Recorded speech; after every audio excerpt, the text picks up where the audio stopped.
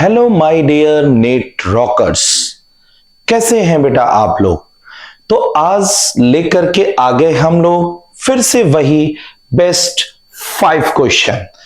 अभी हम लोग बात कर रहे हैं बेटा पीरियोडिक टेबल की, और पीरियोडिक टेबल के क्वेश्चंस में डेवलपमेंट ऑफ पीरियोडिक टेबल का पार्ट चल रहा है। तो चलिए बेटा हम लोग आते हैं बिना वेट किए हुए। सबसे पहला क्वेश्चन है, the discovery of which of the following group of element give a death below to the Newland law? Inert gas, alkali metal, transuranic element और हैलोजन। देखिए जो न्यूलैंड का ऑक्टेव रूल था उसमें बोला गया कि अगर आप एलिमेंट को एटॉमिक वेट के बढ़ते हुए क्रम में अरेंज करते हैं तो एक निश्चित अंतराल के बाद पहले वाले एलिमेंट की प्रॉपर्टी 8वें के जैसी होती है, यानी कि lithium, beryllium, boron, carbon, nitrogen, oxygen और फ्लोरीन, फिर ये sodium, magnesium, aluminium, silicon, phosphorus, sulphur और ये क्लोरीन, देन ये पोटेशियम, देन ये कैल्शियम। इसका बेस जो लिया गया था वो सारे गा मा प ध नी, और ये क्या हो गया सा, यानी पहले वाले एलिमेंट की प्रॉपर्टी 8वें के जैसे हो रही है। लेकिन ये जो रूल था वो सिर्फ लिथियम से कैल्शियम तक ही वैलिड था, क्योंकि उसके आगे जो डिफरेंस आया वो 18 का आया, इसलिए ये रूल इसके आगे नहीं चला। दूसरी बात हम लोग कहते हैं कि दूसरा ये था कि जब इनर्ट गैस की डिस्कवरी हो जाएगी तो हम यहां पर इनर्ट गैस को प्लेस करेंगे। तो 1 2 3 4 5 6 7 8 एक पीरियड में जो हमारे टोटल एलिमेंट थे वो कितने हो गए 8। एक पीरियड में अगर टोटल एलिमेंट हमारे 8 हो गए तो अब पहले वाले एलिमेंट की प्रॉपर्टी 9वें से क्या करने लगेगी, मैच। तो इसका आंसर कौन हो जाएगा, इनर्ट गैस। इनर्ट गैस के आने की वजह से give a death below to the Newland law. ठीक है, now come to the next question.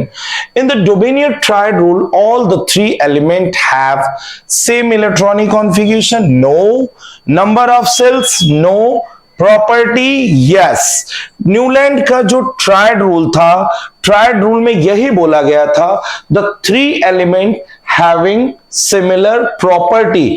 वो 3 एलिमेंट उनकी प्रॉपर्टी आपस में क्या होनी चाहिए, सेम। ठीक है, और मैं आपको ऑलरेडी बता चुका हूं ये ट्रायड रूल कैसे आपको लर्न करना है, उसका ट्रिक क्या है। तो कॉन्जिक्यूटिव एलिमेंट के बीच का जो गैप होना चाहिए आपस में क्या होना चाहिए, बराबर। तो इसका आंसर हो जाएगा बी। ठीक है, now come to the next question, which of the following type of element were introduce in Moseley periodic table.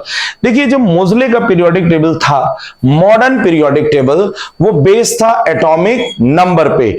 और मेंडलीव के समय जो ग्रुप होते थे टोटल 8 ग्रुप थे, क्योंकि 1 to 7 2 सब ग्रुप में डिवाइड किए गए थे और 8वां जो था उसके 3 सब ग्रुप थे। उसके बाद जो है मॉडर्न पीरियोडिक टेबल में जो इनर्ट गैस इंट्रोड्यूस हुआ, जिसकी वजह से टोटल ग्रुप हमारे कितने हो गए थे, 9। तो आंसर जो होगा इनर्ट गैस एलिमेंट 8वें का सी है।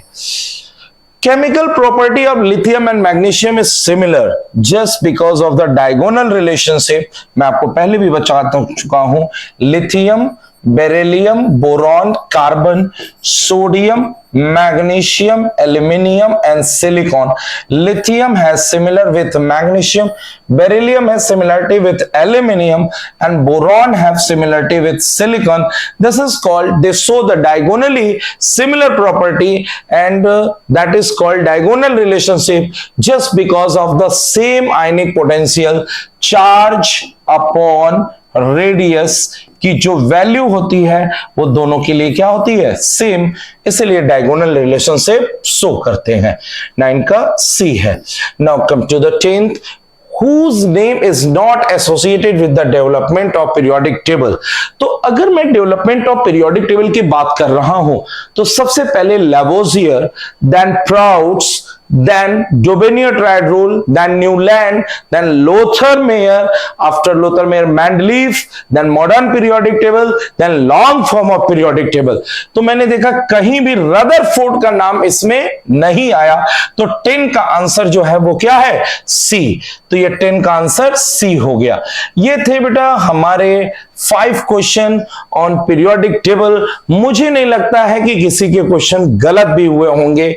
तो देखिए ये 5 क्वेश्चन आपको रेगुलर एक स्पीड देते रहेंगे और रेगुलर बेटा आप टेस्ट देते रहिए, टेस्ट को छोड़िए नहीं और आप अपने स्पीड को मेंटेन करिए, क्योंकि 5-5-10 का जो रेशियो है ये स्पीड आपको लास्ट तक ले जानी है और यही सेम स्पीड आपको फाइनल एग्जाम में भी रखनी है। तो मिलते हैं बेटा फिर अगले टेस्ट में।